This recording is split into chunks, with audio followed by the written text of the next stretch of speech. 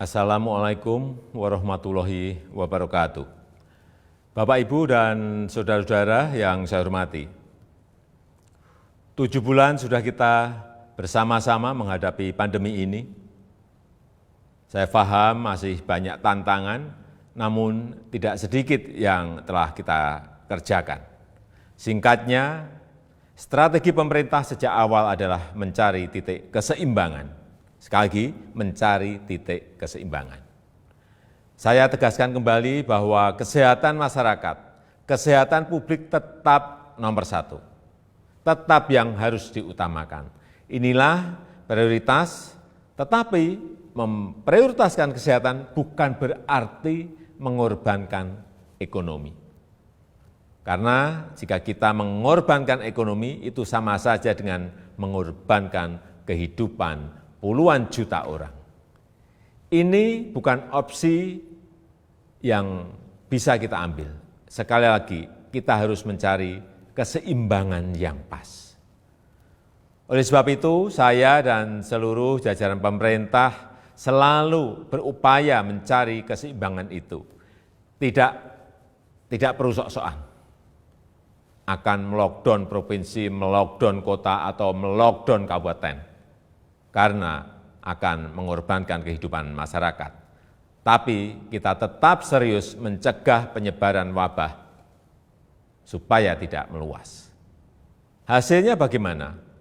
Ini yang terpenting. Mari kita menilai berdasarkan fakta dan data dan bukan berdasarkan kira-kira. Saya bisa mengatakan penanganan COVID-19 di Indonesia tidak buruk, bahkan cukup baik. Maka saya hanya bicara fakta. Dalam jumlah kasus dan jumlah kematian, Indonesia jauh lebih baik ketimbang negara-negara lain dengan jumlah penduduk yang besar. Sebaiknya kalau membandingkan, ya seperti itu. Kalau Indonesia dibandingkan dengan negara-negara kecil yang penduduknya sedikit, tentu perbandingan seperti itu tidak bisa menggambarkan keadaan yang sebenarnya. Dalam hal ekonomi, pencapaian kita juga tidak jelek-jelek amat. Ekonomi kita menurun, ya, betul, itu fakta. Tapi mana ada negara yang tidak menurun ekonominya? Bahkan ada banyak negara lain yang harus memikul beban ekonomi yang jauh lebih parah. Dibandingkan dengan beberapa negara Asia Tenggara lainnya, misalnya, kinerja ekonomi kita masih lebih baik. Sekali lagi, ini fakta. Ini harus kita ambil hikmahnya agar kita juga tetap optimis, dan tidak kehilangan harapan. Sekali lagi, saya tegaskan, kita harus tetap optimis. Bapak, Ibu, saudara-saudara sebangsa dan setanah air, banyak yang telah pemerintah lakukan, banyak sekali macam-macam programnya.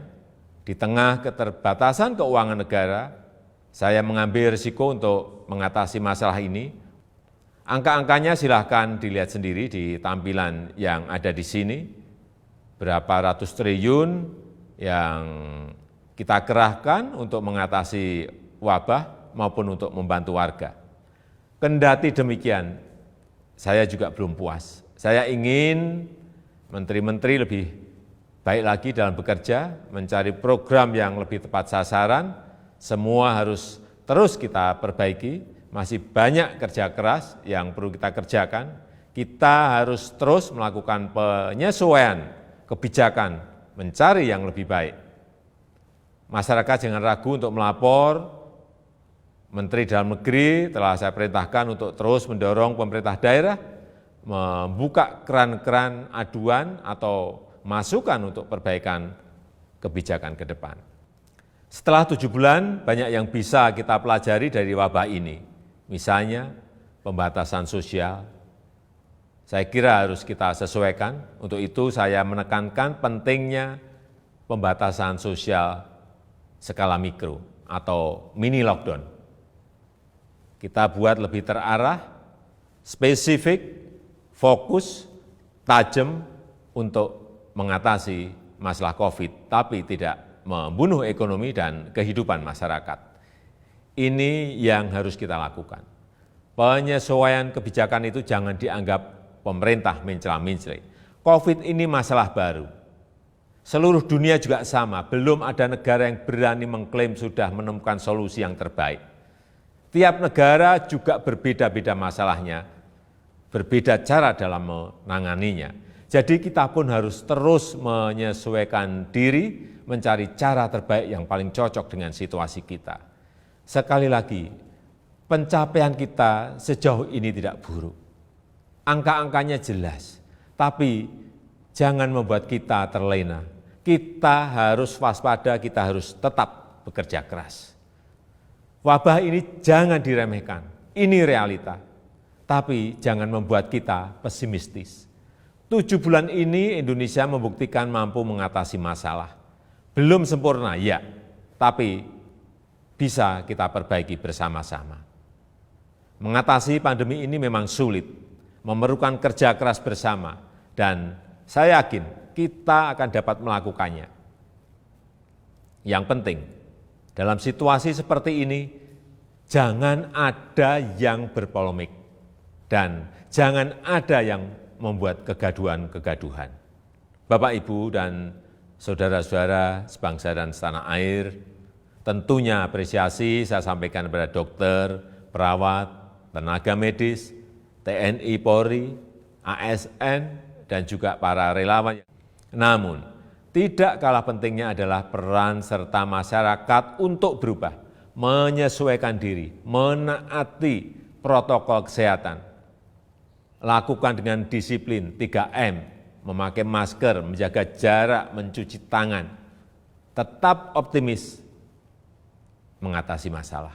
Saya percaya jika kita saling melindungi, saling membantu, saling mengingatkan satu sama lain, kita akan mampu melalui masa-masa sulit ini.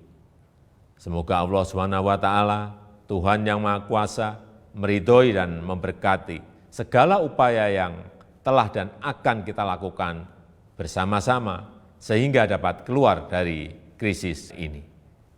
Terima kasih. Wassalamualaikum warahmatullahi wabarakatuh.